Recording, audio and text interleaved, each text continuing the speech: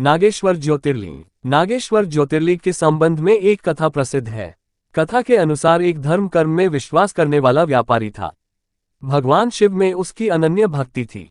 व्यापारिक कार्यों में व्यस्त रहने के बाद भी वह जो समय बचता उसे आराधना, पूजन और ध्यान में लगाता था। उसकी इस भक्ति से एक दारुक नाम का राक्षस नाराज हो गया। राक्षस प्रवृत्ति का होने के कारण उसे भगवान शिव जरा भी अच्छे नहीं लगते थे। वह राक्षस सदा ही ऐसे अवसर की तलाश में रहता था कि वह किस तरह व्यापारी की भक्ति में बाधा पहुंचा सके। एक बार वह व्यापारी नौक से कहीं व्यापारिक कार्य से जा रहा था। उस राक्षस ने ये देख लिया और उसने अवसर पाकर नौक पर आक्रमण कर दिया और नौक के यात्रियों को राजधानी में ले जाकर कैद कर लिया। कैद में भी व्यापारी नित्यक्रम से भगवान शिव की पूजा में लगा रहता था।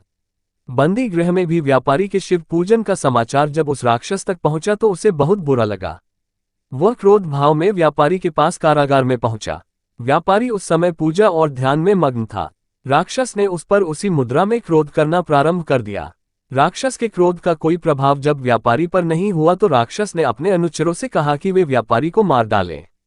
यह आदेश भी व्यापारी को विचलित न कर सके। इस पर भी व्यापारी अपनी और अपने साथियों की मुक्ति के लिए भगवान शिव से प्रार्थना करने लगा। उसकी भक्ति से प्रसन्न होकर भगवान शिव उसी कारागार में एक ज्योतिर्लिंग रूप में प्रकट हुए और व्यापारी को पाशुपत अस्त्र स्वयं की रक्षा करने के लिए दिया।